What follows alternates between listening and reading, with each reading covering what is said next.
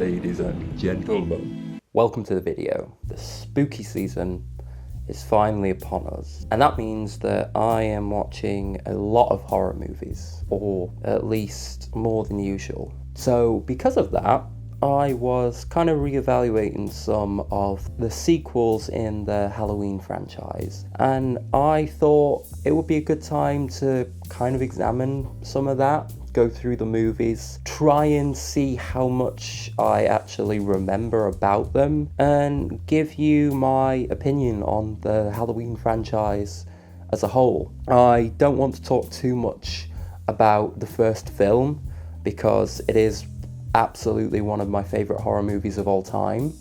So this is going to be more of a rundown of all of the movies and just kind of like going through the chronology, looking at the timelines, which are all really fractured and split up and partially retconned.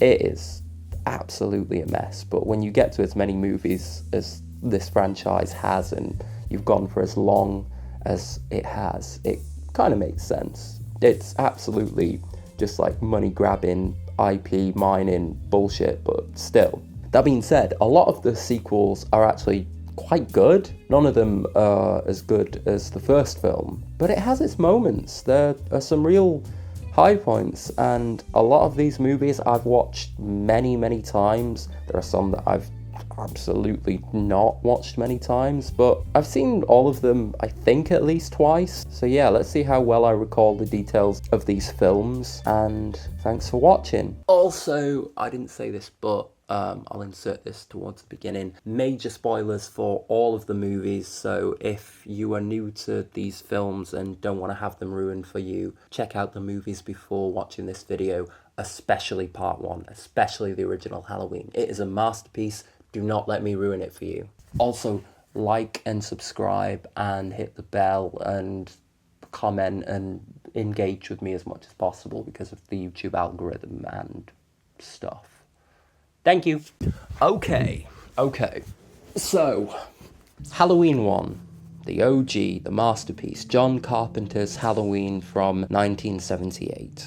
Without a doubt, one of the best horror movies ever made. I love the OG Halloween. It is so good. Jamie Lee Curtis absolutely kills it with her mix of charm, vulnerability, and fight at the end. Donald Pleasence as the partially mad raving Dr. Loomis, echoing how evil has come to Haddonfield and everyone better be on high alert. Yeah, man, like, to not go too deeply into it, the first Halloween is just so well made. The cinematography, Dean Cundey uses light so well in this movie. The tracking shots through the suburban streets and the iconography and colours of autumn.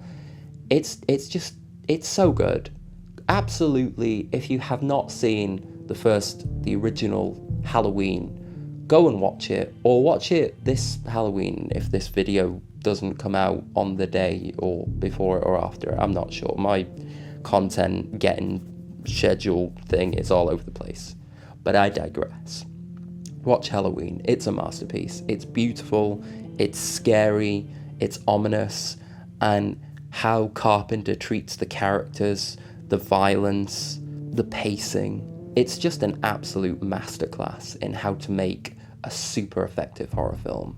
Plus, it's not the originator, but one of the defining moments in the killer POV thing. Of course, Black Christmas had done it 4 years earlier, and that's also another great example of the genre, or I guess one of the forerunners to the genre. But this is the inception point. This is where that kind of shot was codified into the aesthetic of what a slasher film is, and it's a big part of why the rest of those movies would incorporate a shot like that, either at the start or throughout the movie.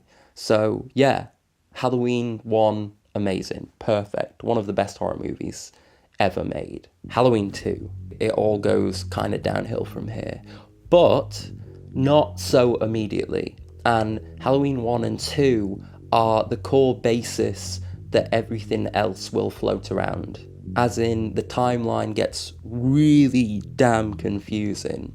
or not confusing, it's just moved around a lot. Films are ejected from the canon, retcons take place, and whole sections and characters are completely ignored relative to the sequel you're watching. But Halloween 1 and 2 take place on the same night. Part 2 picks up directly where the first film left off, which is quite a charming element of this film, I think. I like that the director, Rick Rosenthal, really tried to emulate the style and pace and vibe of the first film, even though there are things that are also very different, like the levels of violence, which actually weren't up to him. That was something that Carpenter decided to add in after the film was edited because he didn't believe that it was scary enough, and the producers had seen Friday the 13th Part 2 and decided that the landscape of slasher movies were much more visceral and action violence oriented, so they kind of like tweaked this movie. That being said,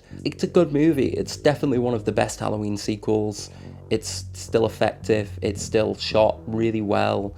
Jamie Lee Curtis is back, obviously. And yeah, Halloween 2 is a good film. You start to introduce some of the weirder elements, like the Samhain stuff and the thing of Jamie Lee Curtis's character Laurie being Michael's sister, and you kind of have some unnecessary complications that kind of, I guess, are required to make Michael follow her to the hospital where his rampage carries on. That's another thing that's kind of in this movie's favour, is that it's a hospital set horror film, which is kind of a mini tiny little subgenre of horror that I always really like, because I think hospitals are also very creepy and just weird places, so I like a good hospital set horror film, and this is definitely one of the best. So yeah, Halloween 2 is a solid entry, definitely one of the better sequels, and if you're starting in getting into the sequel territory thing, definitely a solid place to start. Halloween 3, Season of the Witch. Skip! Okay, maybe not skip. This movie, while reviled when it came out because it doesn't feature Michael Myers or Laurie Strode or Dr. Loomis, which makes sense because Dr. Loomis and Michael are killed at the end of Part 2, although they'll be being resurrected very shortly in the next movie. But for this movie, they're dead, Laurie's gone, the movie just moves on, and Carpenter had stipulated that if he were going to be involved in any more sequels for the franchise, he wanted it to be an anthology horror series so as not to run the franchise into the ground, which was a noble aspiration. And it's not to say that this film isn't kind of fun. The whole evil company killer mask thing is cool, and I like the style of the film. I enjoyed Tom Atkins. It's not a Halloween movie, and it pisses me off because of that. Maybe I'm in the minority now, because again, it's kind of had something of a reevaluation in the last couple of years, but I think it's not really worth your energy.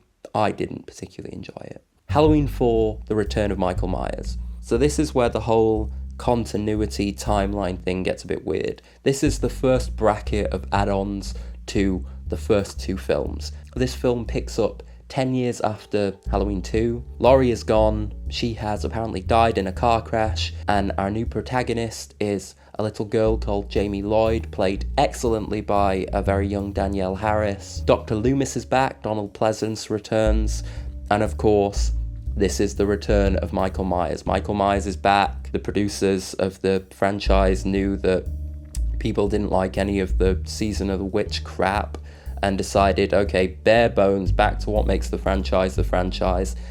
And all in all, they did a damn good job. I like this movie. It's probably the sequel that I've watched the most times over the years. It's goofy fun. It's classic Michael rampaging through Haddonfield stuff. There's a posse of characters, of the townspeople who turn up to try and kill Michael towards the end of the film, kind of weirdly foreshadowing the whole evil dies tonight stuff in Halloween Kills, but just less cringy and less prominent. And yeah, I like this movie. It's well made, it's well shot, it's fun, it doesn't take itself so seriously, and it also does something which I quite like, which is it breaks the formula of the opening credit sequence with the pumpkin, which is obviously amazing, and I really like some of the retro homages to that have been done with the modern David Gordon Green trilogy.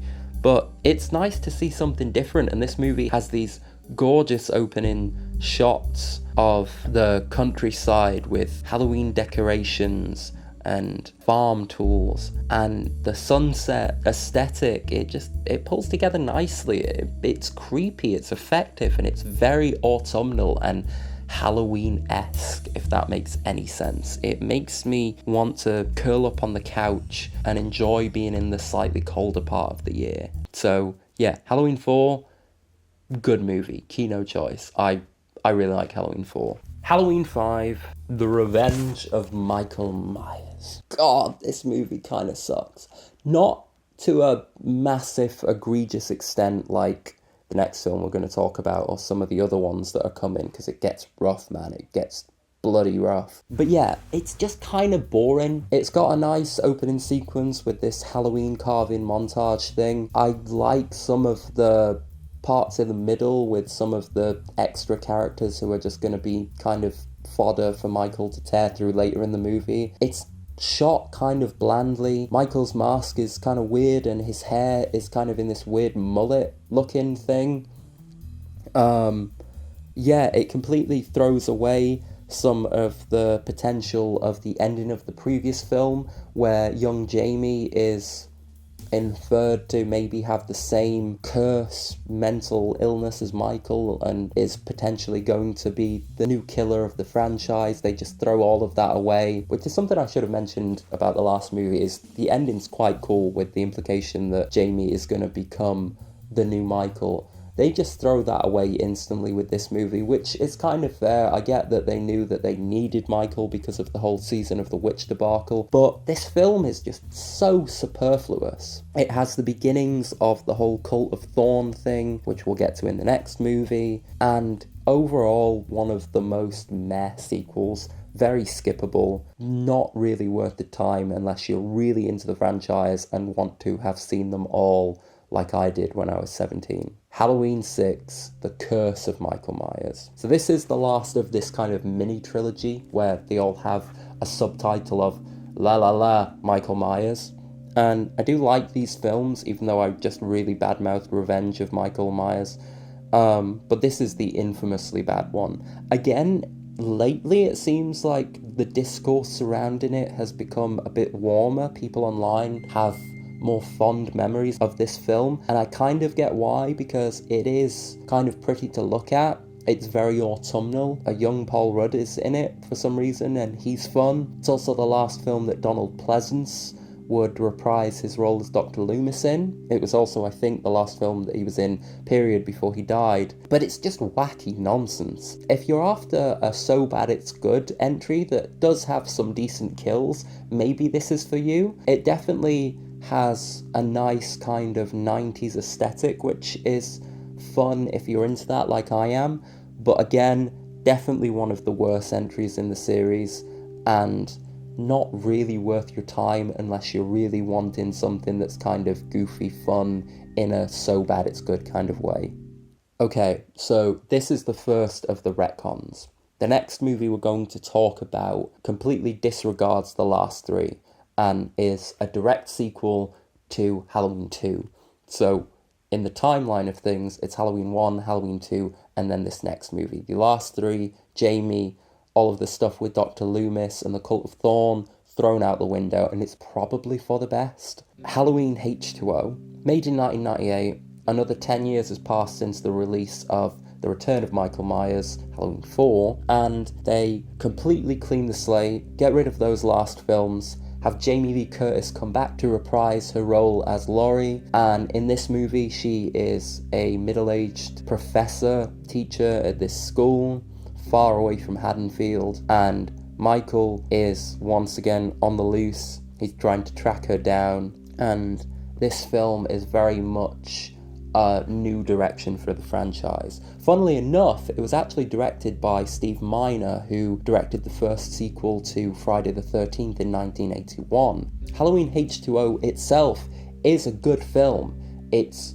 kind of goofy again, though it has a more serious tone, and there aren't a lot of problems with it, except things like some of the stilted writing, the god-awful mask that they have him in for this movie, which the eyes are like pressed right up against the eye holes. You see the actor playing Michael's eyes the whole time, which is just weird. And then there's this one infamous shot where the mask had to be replaced with a CGI version that just looks absolutely terrible. But I like this movie. It's got a young Josh Hartnett as Laurie's son. There are some good chase sequences through the school. Alan Arkin is a kind of side character boyfriend. And this was the first film where it was kind of the showdown between Michael and Laurie. Jamie Lee Curtis comes back and she's very much traumatized by her experiences 20 years earlier at the start of the film. And then as things go on, she kind of realizes that she has to make a stand. And Jamie Lee Curtis as an actress is so full of energy and confidence and charisma that is a very natural trajectory for the character and for her.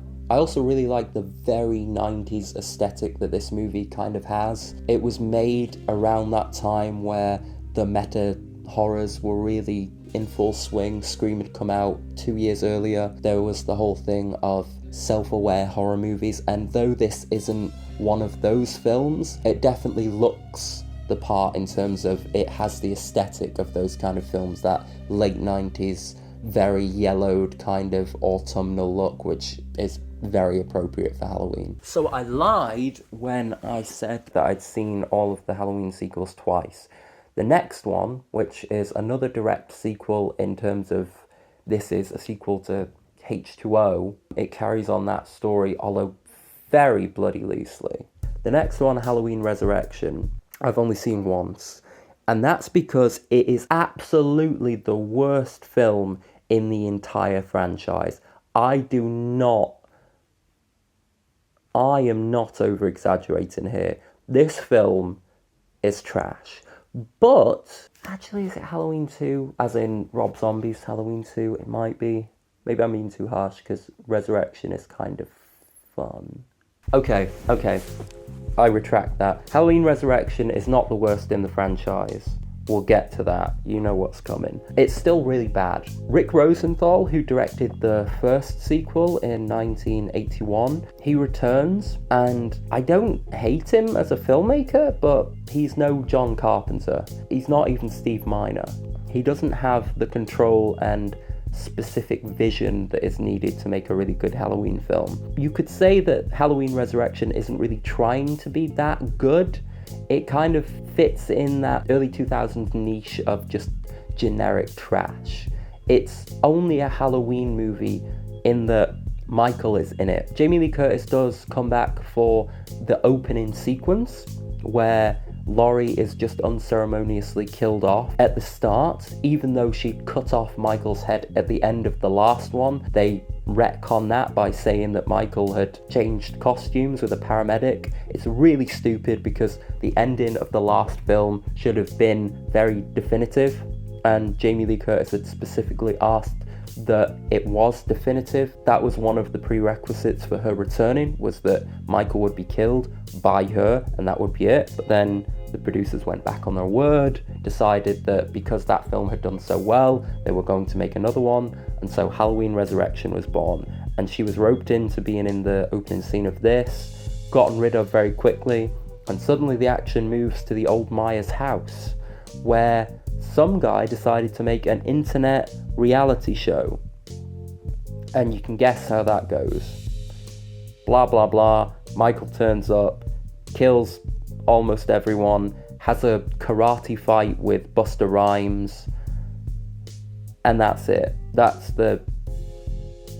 all that needs to be said. That being said, as derisive a word? Derisiv's a word. As I am about this film, it is trashy fun, and though I've only seen it once, I wouldn't be opposed to seeing it again, mainly because I really like trashy 2000s horror films. That kind of aesthetic and vibe, the soundtracks of those movies, I quite enjoy them. I've actually seen Tobe Hooper's Crocodile from 2000 several times, and that movie is trash, but again, it's fun 2000s trash, so it gets a few extra points But if you're not into that kind of vibe and you're just looking for the good movies to check out, you can absolutely skip this movie. Okay, another retcon, another cleaning of the slate. So now we have another jump, I guess, in the franchise was dormant for a few years. And then in 2007, Rob Zombie was given the reins to the franchise. And it's tricky. I don't hate his version of Halloween. The 2007 remake has some high points. I like the brutality of Michael in this film. I like Malcolm McDowell as Dr. Loomis. He's kind of got a crazed, over-the-top energy, which is a nice kind of callback to how absurd Donald Pleasence could get at times. And I say that with affection. He makes that character very larger than life and over the top. I like that Malcolm McDowell kind of recalls that. Scout Compton Taylor. Scout? Is that how you pronounce her name? I'm going to say Scout. Maybe I'm wrong. Correct me in the comments if you know how to pronounce her name. But I'm going to say Scout Compton Taylor plays Laurie Strode in this film. And she's pretty good.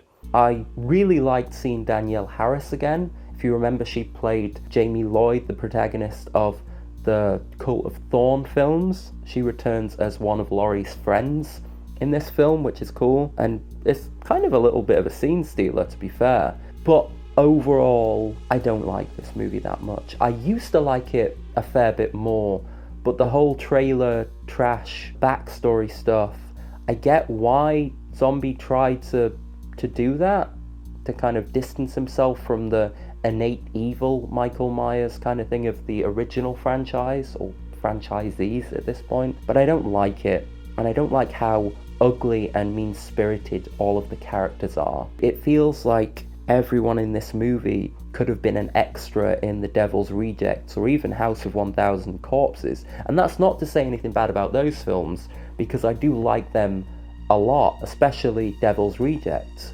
I just don't think it works within the confines of the Halloween movies. So I don't hate this movie, and if you want to check it out, it's probably worth it. I've actually seen it a few times, but overall, I'm not the biggest fan. Okay, now the big bad one.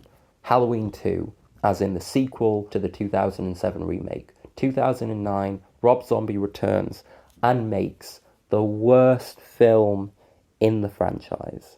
I am not exaggerating this time.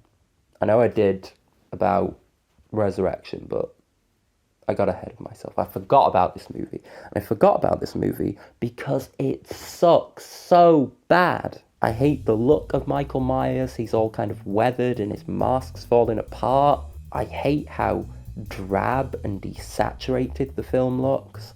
I hate how Laurie goes on this weird kind of like post-traumatic rebel Marilyn Manson kind of phase, which is just, again, it just feels too much like Rob Zombie. It feels like there's too much of his world building in the film. I just hate this movie. I hate that Dr. Loomis returns and is an absolute arse for the entire runtime. He realizes it and kind of has a subtle redemption, but he's annoying. And I hate how all of the characters are kind of annoying. And I hate that Michael speaks at the end. Yeah, it's awful. It's terrible. Do not watch this movie. I've not even gotten into the weird white horse dream sequence crap. It's terrible. Highly not recommended. In terms of skippable movies, if you wanted to check out the Rob Zombie Halloween films, by all means, look at the 2007 remake. Do not watch part 2. It sucks. Although, I do like the brief hospital scene at the start of it, which is kind of a subtle homage to the original Halloween 2. The scene where Michael kills Octavia Spencer's character before she was famous is pretty cool and brutal, and it's a good death scene.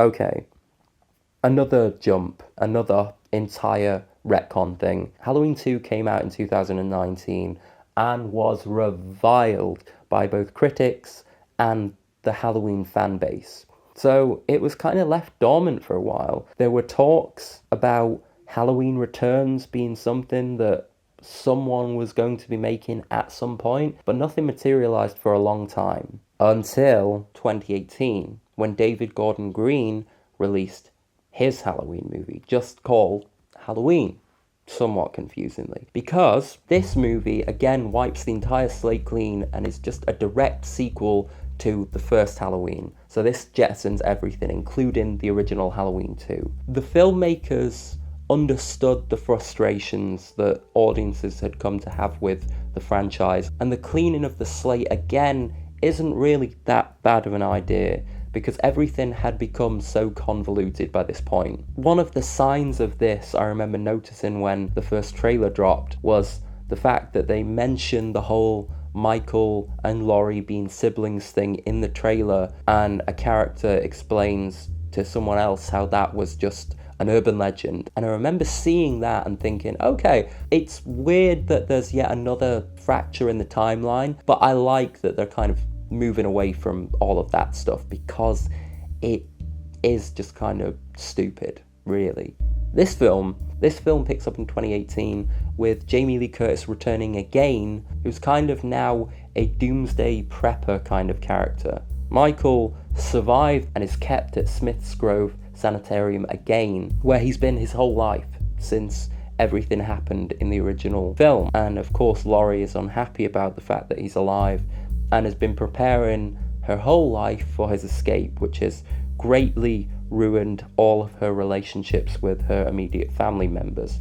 In this film, she has a daughter and a granddaughter, and they want nothing to do with her because of how crazy she has become, having a big compound house with loads of guns and becoming very astute at self-protection and just being very paranoid and kind of intense overall. Of course, she proves to be right when Michael escapes and returns to Haddonfield as he's wont to do, and everything goes as you can imagine. And it's a great Halloween film, really. It's well shot, it's got this great homage to the pumpkin intro sequence thing that I talked about earlier. Jamie Lee Curtis is really good, and I love how the movie deals with her relationship with her daughter and granddaughter. Judy Greer as her daughter is particularly good. Their dynamic together is great. I love that the film kind of like towards the end goes into this kind of family versus Michael thing where Laurie has to team up with her daughter and granddaughter to try and survive and ultimately defeat Michael. And Michael is also really brutal and violent in this movie. Not as violent as he's going to be in the next one, but he's a bloody intimidating presence, and I really like that. Overall, I really like this film. So yeah, Halloween 2018, solid choice. Halloween Kills.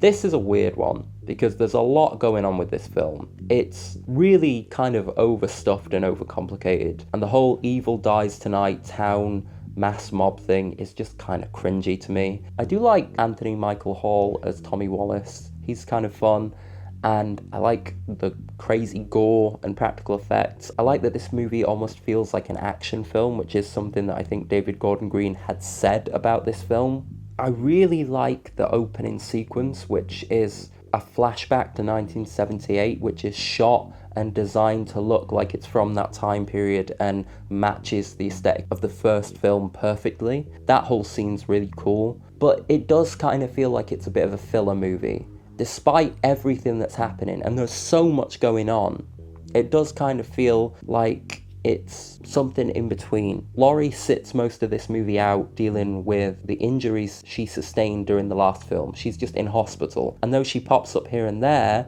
it's focused primarily on the Tommy Wallace stuff and her granddaughter, who is still a formidable presence in the film, but it just feels like it's kind of meandering for a lot of it. That being said, I do really enjoy Halloween Kills. I like how over the top it is.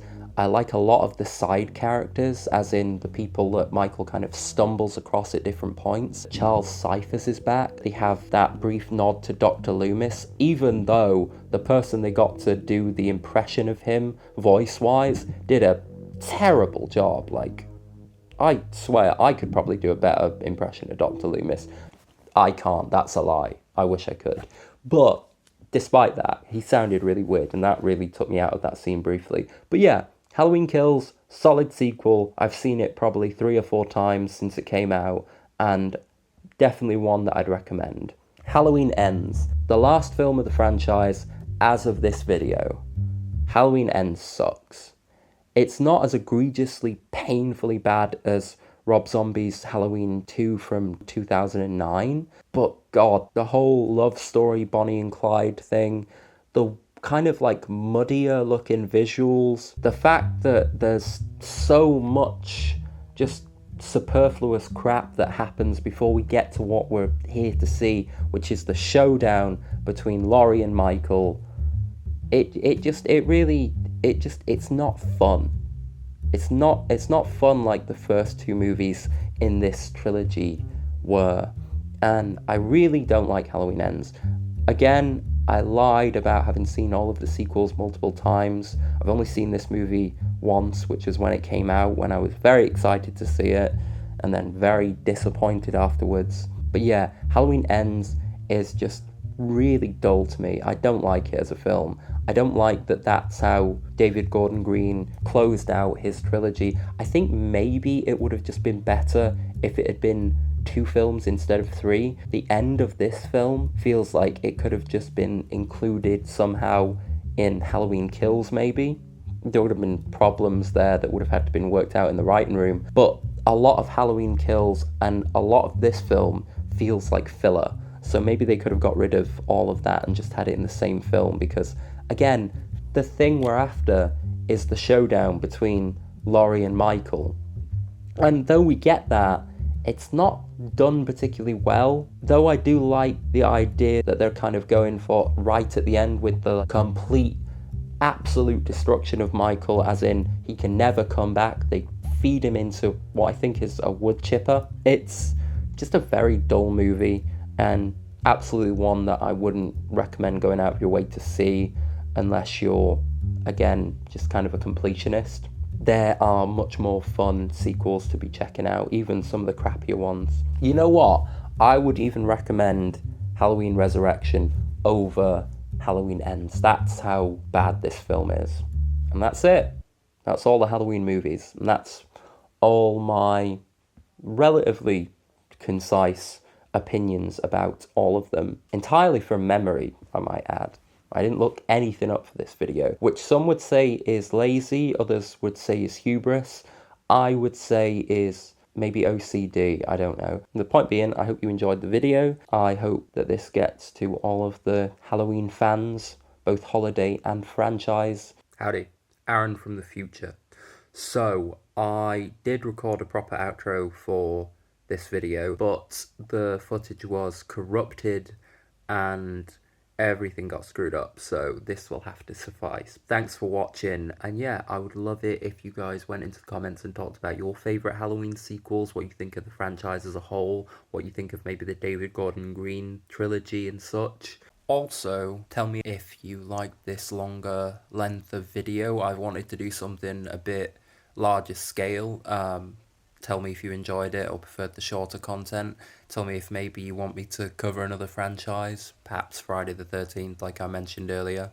And I will see you in the next one. Ciao.